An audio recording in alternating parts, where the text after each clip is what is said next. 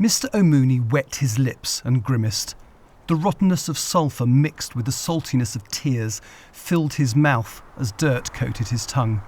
Swallowing, he felt his throat constrict in protest before a dry heave forced a large globule of brown saliva from his lips.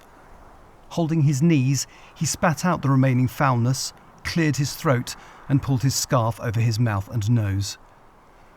As he then dried his tears, his sore, red eyes gazed into the impenetrable yellow smog that erased the cobblestones and deafened him with its silence. Where am I? He glanced over his shoulder, but saw only smog. Mercer Street, he said in a quiet voice. Yeah, must be. He held out his hands and shuffled forward. Suddenly, the toe of his boot struck something hard, causing him to grunt in pain.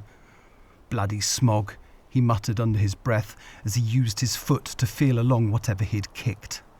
Assuming it to be the pavement's edge, he slid his foot forward and felt more solid ground. Reassured, he stepped onto it with both feet and held out his hands as he shuffled forward once more. Within moments, his fingertips felt a smooth, cold surface. Holding his hands flat against it, he slowly slid them downward until he felt a different texture. Tackier than the first, it stretched out to the sides at a few inches width. Coupling it with a smooth surface, he assumed he was at a shop's plate glass window. The parade of shops he passed by daily on Mercer Street then sprang into his mind's eye. Cupping his hands against the glass, he rested his face upon them and peered into the shop. Once his eyes had adjusted to the gloom, he could see many silhouetted shoes placed upon stands of various heights and sizes. Grant and Son, the cobblers. A prickling sensation swept across his body at the realisation. Pulling back from the glass, he looked skyward and mumbled, "Thank you, God." A glance to the smog on his right, though, reminded him of the challenge still to come. "Not home yet, lad." Keeping his palms close to the shop's facade, he sidestepped along it to its neighbour, and so on until he touched air. Finding the blunt corner of the rough brickwork, he shuffled around it to enter the next street before repeating his navigational method to find his way along it. When he felt air for the second time, he hesitated. If this is Shadwell High Street, I'm going to have to cross the road. He felt the pit of his stomach tighten. But if it's not, I've still got to keep going. A shiver coursed through his body. "Come on, lad."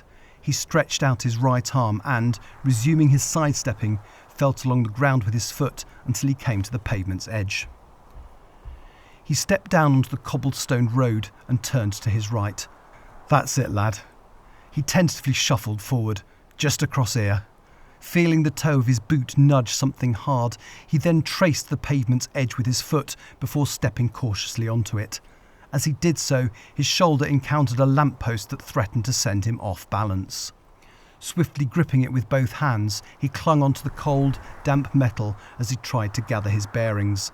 The lamppost must be on the corner. He stepped around it and, holding it behind his back, took a few moments to consider his next move.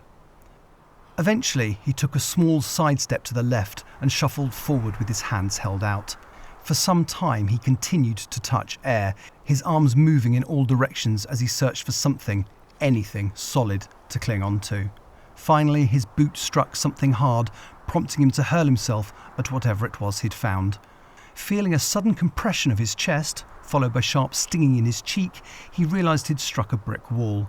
Clinging onto its rough edges, he pitched himself spread across it like a fly caught in a spider's web, and smirked.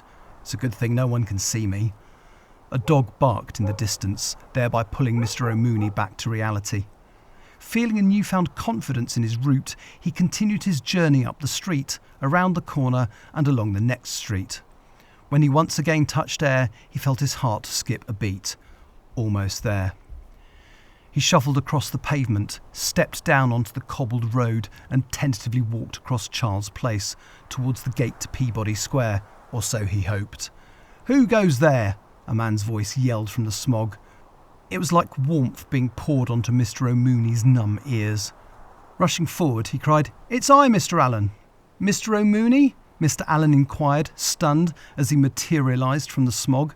"Yes, Mr O'Mooney panted as he gripped the porter's shoulder. "Thank you, God, for seeing to my safe return."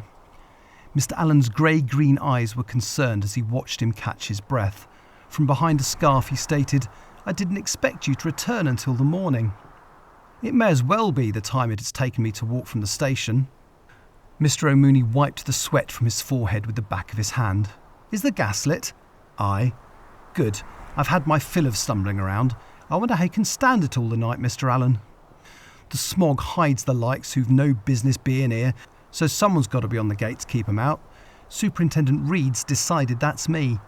The peace of mind and bit extra it gives puts me in no mind to complain, though." Mr Allen guided Mr O'Mooney through the gate. "Mind how you go now. There'd be no hope of finding you if you took a tumble." "Thank you. Good night." "Good night." The dwellings in Peabody Square were housed within 4 detached, inwardly facing blocks to form a fragmented courtyard. Mr O'Mooney resided with his wife and children in the south block.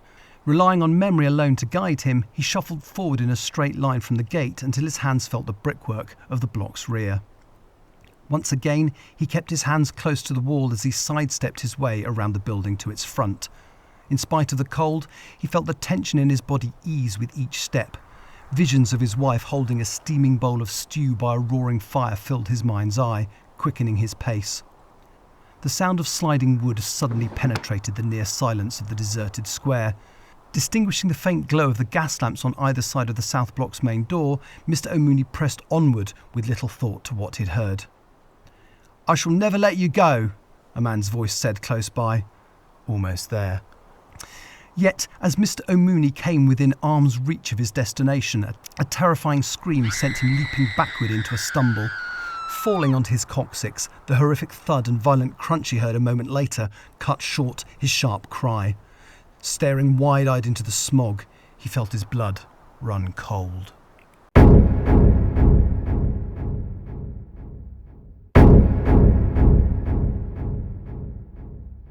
Mr Bertram Heath's green eyes appeared to sparkle and gleam as his fingers drummed the doors across his knees.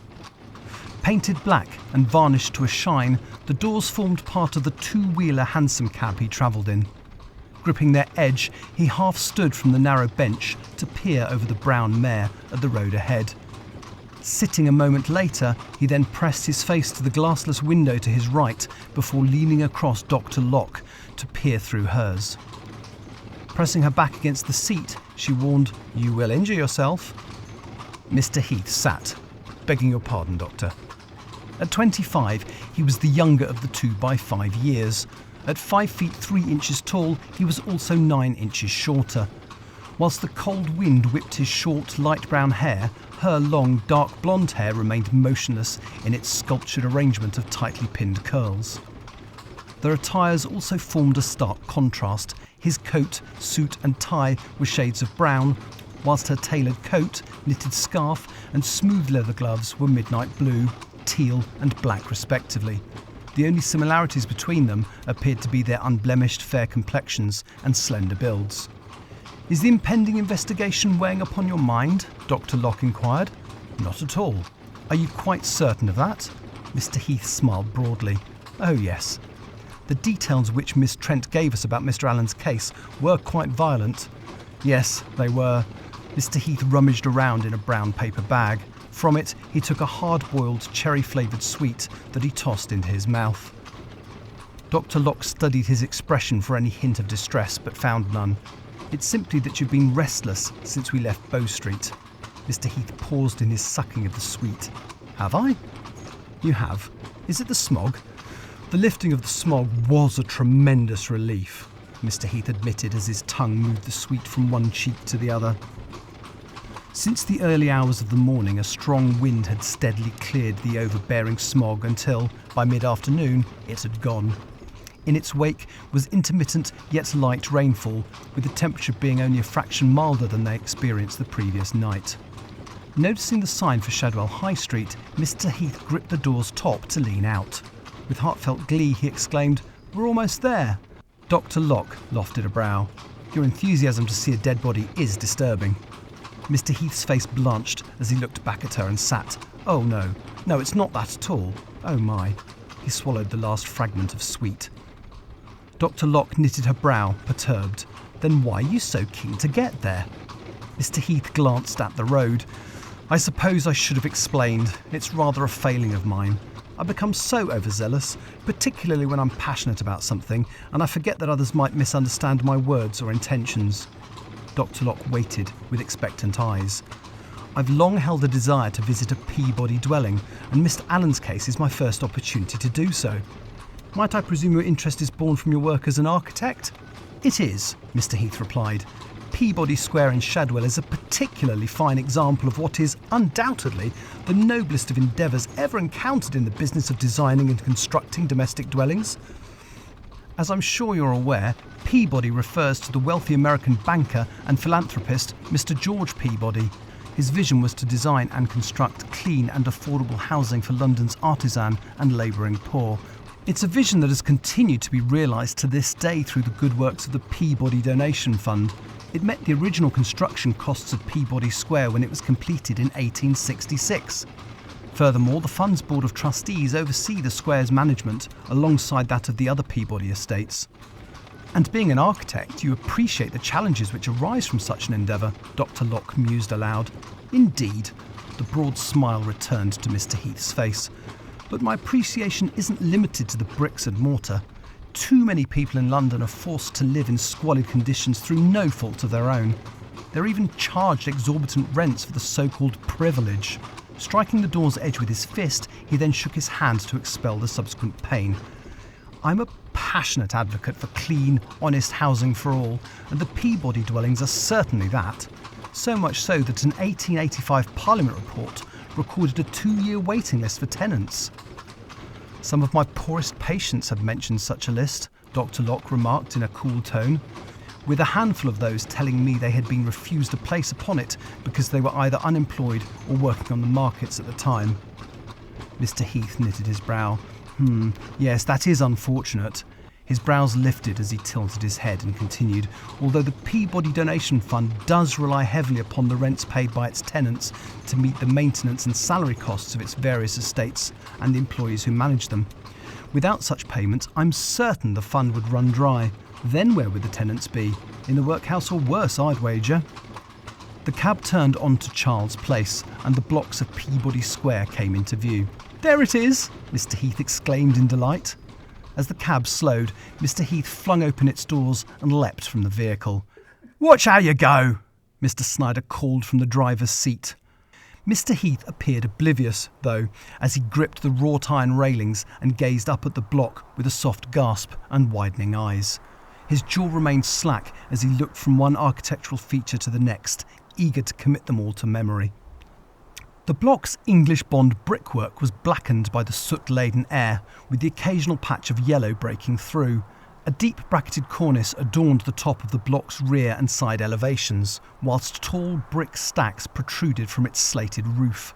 Each of the block's 5 stories above ground level were lined with a row of timber sash windows, behind which pristine net curtains were hung.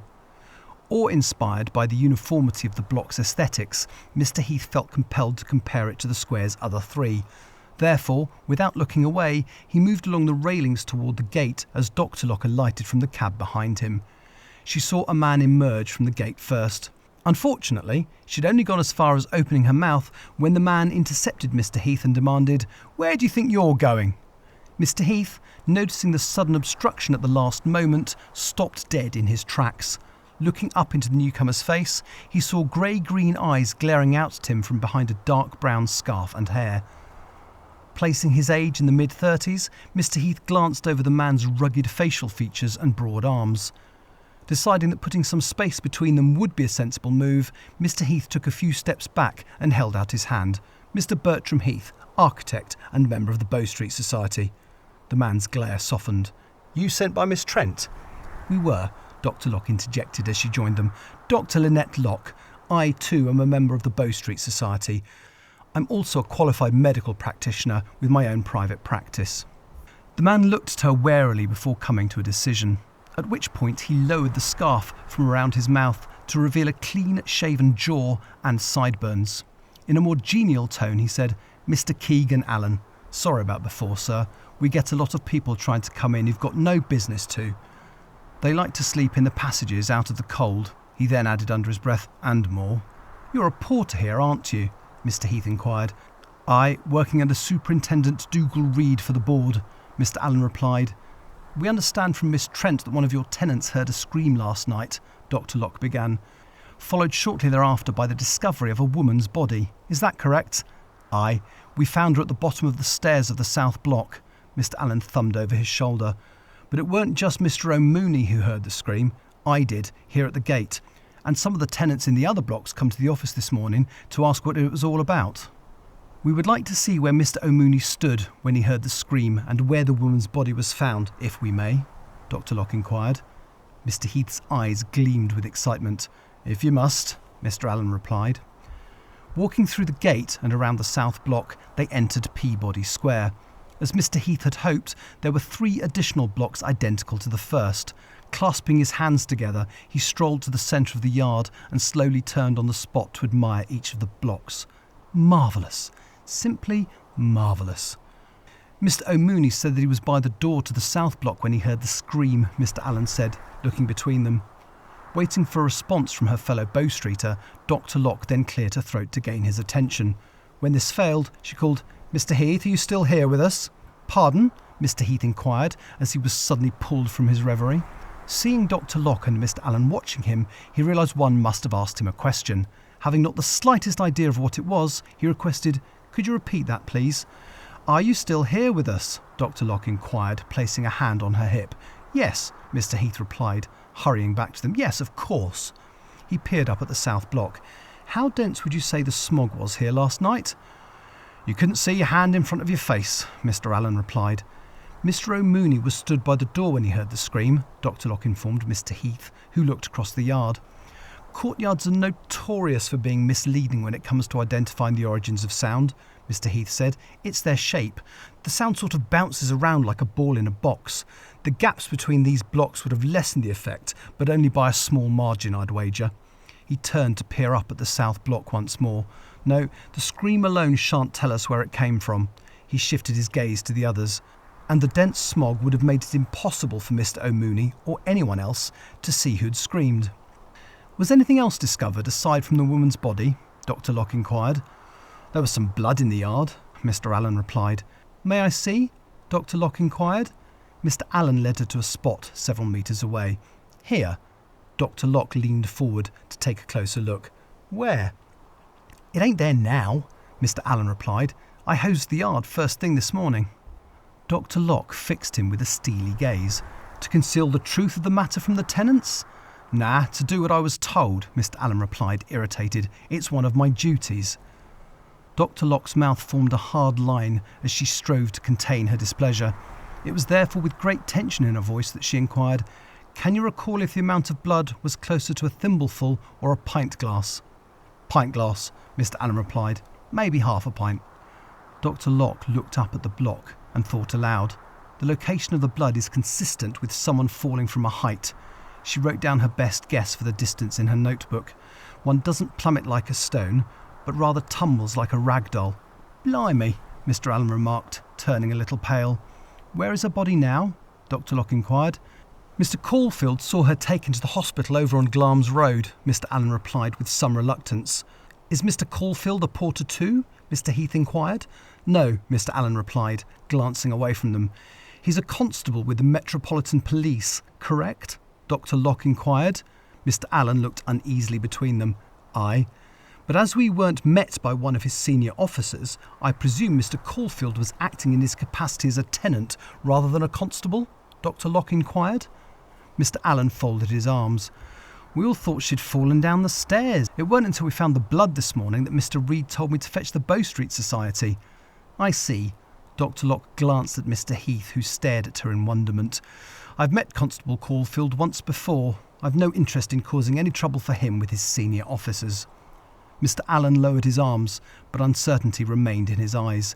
If we discover the poor woman was a victim of murder, though, we shall be obliged to report our findings to the police, Dr. Locke said. Mr. Allen's face contorted into a glare. If, on the other hand, we discovered that she was the unfortunate victim of an accident, then it shall be Miss Trent's decision as to whether we report the matter to the police, Dr. Locke continued. Do you understand? The tension eased in Mr. Allen's face. Looking from Dr. Locke to Mr. Heath and back again, he considered her terms. Having met the clerk of the Bow Street Society that morning, he knew he could rely on both her and the group's discretion. Nevertheless, he replied in a quiet voice, "I'll have to talk to Mr. Reed about it." "As is your right," Dr. Locke agreed. "In the meantime, please show us precisely where the body was found." Mr. Allen glanced around and saw the yard was deserted. "This way." The first area one came to upon entering the south block was the north-facing square entrance hall with a high ceiling. At the rear of the hall was an open doorway leading to a long corridor running from east to west. Beyond this was a set of steep, uncarpeted stairs. Their footsteps echoed as Mr. Allen led them across the hall and through the doorway. When they emerged into the corridor, the Bow Streeters saw a short passageway to the immediate right of the stairs. Previously obscured from view by the hall's rear wall, it had some steps leading down to a closed door. After casting a cursory glance at the passageway, Mr. Heath dismissed it in favour of the many wooden doors lining the corridor. Appearing to run for the block's entire length, the corridor had featureless alabastine-painted walls, a flat gelstone white-covered ceiling, and lit gas lamps at regular intervals. The only daylight came from the hall's open doorway. "She was here." Mr. Allen pointed to the foot of the stairs. "Could you show us how she was lying, please?" Dr. Locke inquired. Mr. Allen stared at her for a moment before giving a brief shake of his head, coupled with a soft sigh. He lay on his back upon the floor, rested his head on the bottom stair, and placed his left arm beside his head and his right upon his stomach. "She were like this." "Thank you," Dr. Locke said, and allowed Mr. Allen to stand. "Was she known to either you, Mr. Caulfield, or Mr. O'Mooney?" Mr. Allen shook his head. "She weren't a tenant." "Perhaps she was a guest of one?" Mr. Heath suggested. "Could be," Mr. Allen replied. "Where does this door lead to?" Dr. Locke inquired, indicating the door at the end of the short passage. "Outside," Mr. Allen replied. "It's locked in the winter."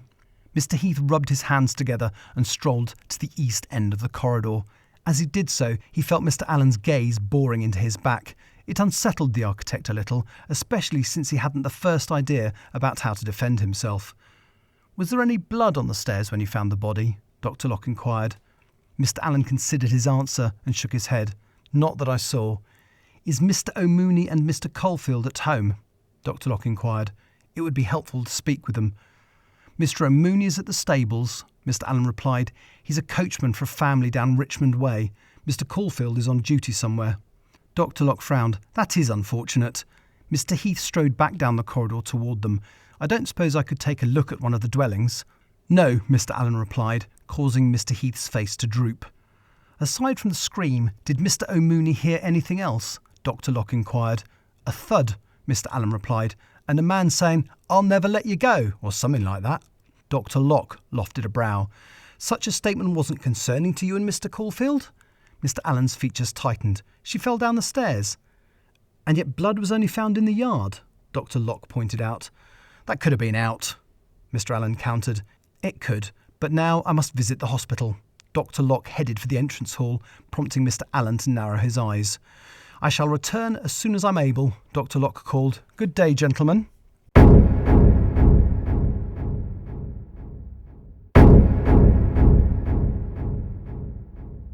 The Lockes had made charitable donations to the East London Hospital for Sick Children for some years. It was little wonder, then, that she had recognised it as the hospital on Glamis Road that Mr. Allen had referred to. Within a comfortable walking distance of Peabody Square, even during a terrible smog, it had New Road to its left and Labour in Vane Street at its rear. Although its primary function was to care for seriously ill infants, the hospital also had a secondary function as a dispensary for women. Thus, it would have been a natural choice for Constable Caulfield when considering where to move the body. Dr. Locke loved the hospital building. Its archways and pointed gables adorned with crosses reminded her of a church, which, to her mind, was rather fitting since both were sanctuaries. As she looked upon the covered porch at the summit of the stone steps and moved to gaze across the hospital's winged facade, she saw the establishment was set back from the pavement. Also, the wing's arched windows overlooked a narrow yard below street level, as well as the wrought iron railings marking the hospital's boundary. Finally, the words East London Hospital for Children, chiselled into stone panels adorning the central wing and walls on either side, never failed to fill her heart with admiration. Upon entering, Dr. Locke was warmly greeted by a passing nurse. After exchanging pleasantries and giving a brief explanation for her visit, Dr. Locke followed the nurse downstairs. When they reached their destination, the nurse politely requested Dr. Locke remain in the corridor whilst she slipped into the room. A soft murmur of voices followed. The nurse's remained at a respectful volume, whilst the second, a man's, was elevated and irritable. "Yes, send her in," the man's voice said through a sigh. Dr. Locke stepped back as she heard the nurse's approach. "Dr. Greenwood will see you now, Mrs. Locke," the nurse announced, opening the door wide. Beyond was a low-ceilinged, windowless room with exposed brick walls and a stained stone floor. Several lit gas lanterns were suspended from an angular network of pipes running across the ceiling. A strong smell of chemicals laced with stale tobacco smoke filled Dr. Locke's nasal passages as she entered. The scent reminded her of a certain Canadian's dead room, as did the trio of marble slabs lining its centre, all of which were occupied by bodies draped in stained sheets. "That will be all," a tired-looking gentleman instructed the nurse. His pale blue eyes followed her from the room before shifting to regard Dr. Locke. He was in his early 40s with unkempt salt and pepper hair and matching mutton chops lining an angular jaw. The folds of his frock coat were stiff with a multitude of unidentifiable stains, whilst his off-white shirt and faded black trousers, waistcoat and tie were pristine by comparison. "I believe we've met before," Dr. Greenwood stated. "Once, when my husband and I were given the privilege of a tour. You must be one of our generous benefactors, then." "Indeed I am. The hospital's financial health isn't the focus of my visit today, however. If you are hoping for a peek at these unfortunate souls, you will be disappointed." Dr. Locke rested a hand upon the first slab. "I wish to examine the body of an unidentified woman brought here late last night by a tenant of Peabody Square in Shadwell. A tragedy." Dr. Greenwood placed himself between Dr. Locke and the slab. "She took a tumble down some stairs, or so I was told." He offered a genial yet contrived smile. "I still cannot permit you to look at her." His smile disappeared, irrespective of your assumption that your wealth gives you the right to do so. "Not my wealth, my expertise." Dr. Greenwood furrowed his brow. "Expertise? Yes, I am a fully qualified doctor of medicine." "Can a woman be fully qualified at anything?" Dr. Greenwood sneered. "Not only fully qualified, but surpass her peers in the breadth of her knowledge and skill." Dr. Greenwood released a soft grunt of amusement. "For example, were you aware that blood was discovered in the yard of Peabody Square?" Dr. Locke inquired as she unfastened her coat. The mirth vanished from Dr. Greenwood's expression. "No," he folded his arms. "I'm not a surgeon investigating a crime, Mrs. Locke. Dr. Locke.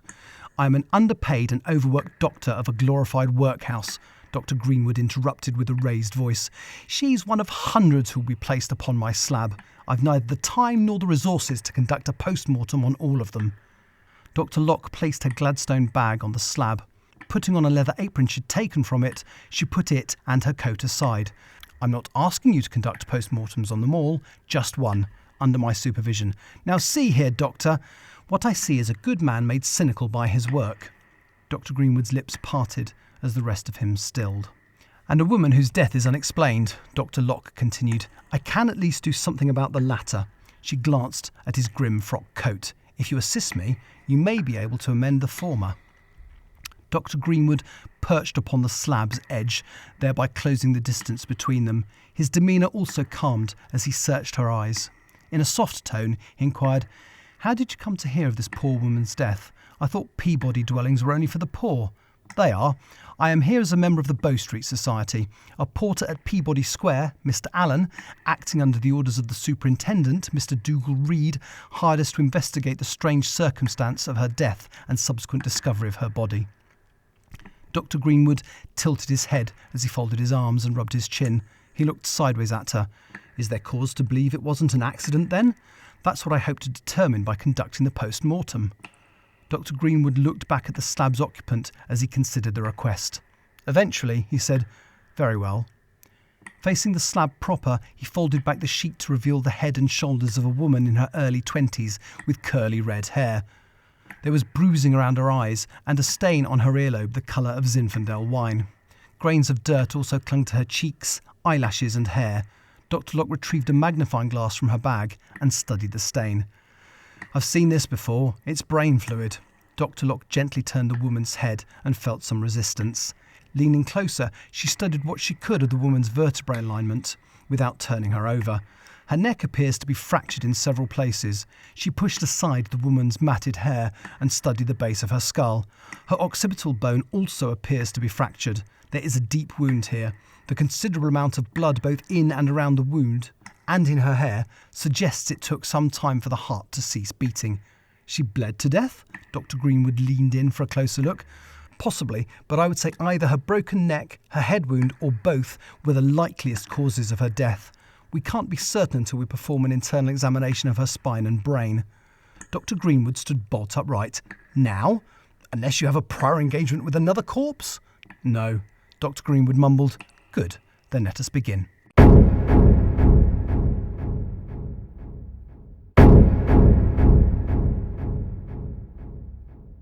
Mr. Heath sucked upon a hard-boiled sweet as he studied the front elevation of the south block. Standing in the middle of the yard, he had a notebook and pencil and a furrowed brow. He recalled the architect Mr. Henry Astley Derbyshire had designed Peabody Square along with several other estates for the fund. In his opinion, this fact was reflected in the uniformity of each block's architectural features. For instance, each window was perfectly aligned with the one above it. Yet, for all he admired Mr. Derbyshire's dedication to consistency, he found it impeded his efforts to isolate which window the woman could have fallen from. "I tell you I heard her fall," Mr. O'Mooney insisted. Standing in the clear daylight, he appeared to be in his mid-40s and approximately 5 feet 6 inches tall. His attire consisted of a knee-length black cloak over brown trousers, jacket and waistcoat. Black boots weighed down his feet, but didn't detract from the impressiveness of his broad frame. His dark grey wavy hair was pushed back from his high forehead. Its limp, colourless appearance was in stark contrast to the intensity of his hazel eyes as he looked between Mr. Allen and Dr. Locke, who stood with him to the left of the south block's main door. "I jumped back and heard the thud." "You leapt back from the wall?" Mr. Heath inquired in a light voice. Striding over to the block, he placed his hands upon its wall and looked upward.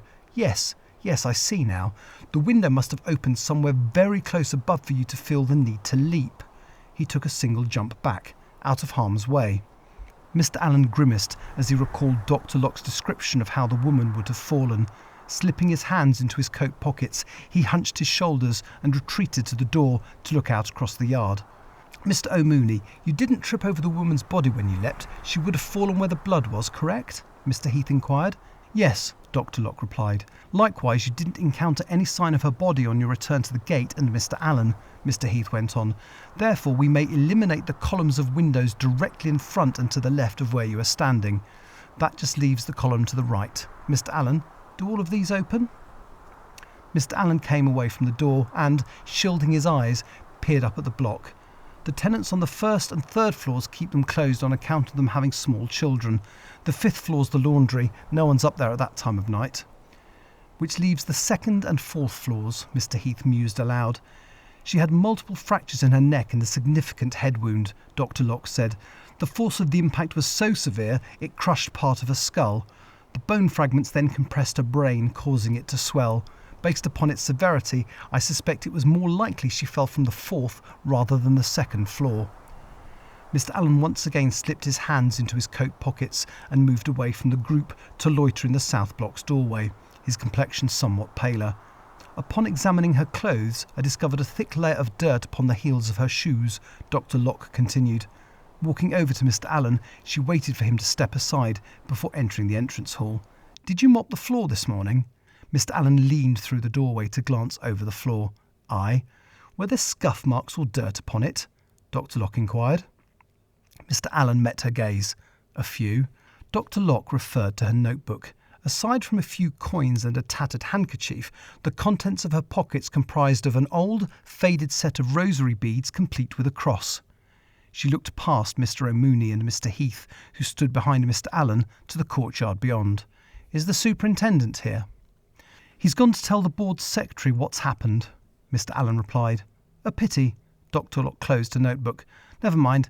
Mr. Allen, would you be so kind as to escort Mr. Heath and me to the second-floor dwelling whose window is to the right of the main door? Mr. Allen frowned as he looked from Dr. Locke to the stairs and back again. I'll do it, Mr. O'Mooney said, pushing his way inside. Come back here, Mr. Allen growled, pulling him back by the arm. I'll do it. Then get on with it, Mr. O'Mooney retorted. At Mr. Allen's glare, though, he went back outside. This way, Mr. Allen said. He led Dr. Locke and Mr. Heath to the second floor and, turning left, went across the corridor to knock on the first door he came to. A baby cried in the distance, but they couldn't hear anything from within the dwelling. Mr. Allen pounded on the door. Mr. Grady, it's Mr. Allen. I've got some people here who want to talk to you. The door behind them opened a crack. When Mr. Heath looked over his shoulder, though, it slammed shut. Footsteps approached from behind the door at which they stood. The sound of a key being turned in the lock then compelled the trio to step back. Sorry to disturb you, Mr. Grady, but I've got Dr. Locke and Mr. Heath here from the Bow Street Society, Mr. Allen said as bloodshot eyes peered through the crack in the door. May we come in? The room beyond was shrouded in gloom. Thus, few of the tenants' features could be distinguished in the dim gaslight of the corridor. Yet, as the door opened wide and Mr. Grady stepped outside, Dr. Locke and Mr. Heath could see he was in his early 30s with a grey and drawn complexion. His dark brown waistcoat and off-white shirt were dishevelled, whilst his mousy brown hair was unkempt. When he spoke, it was with a quiet, scratchy voice. He said, "I've been expecting you."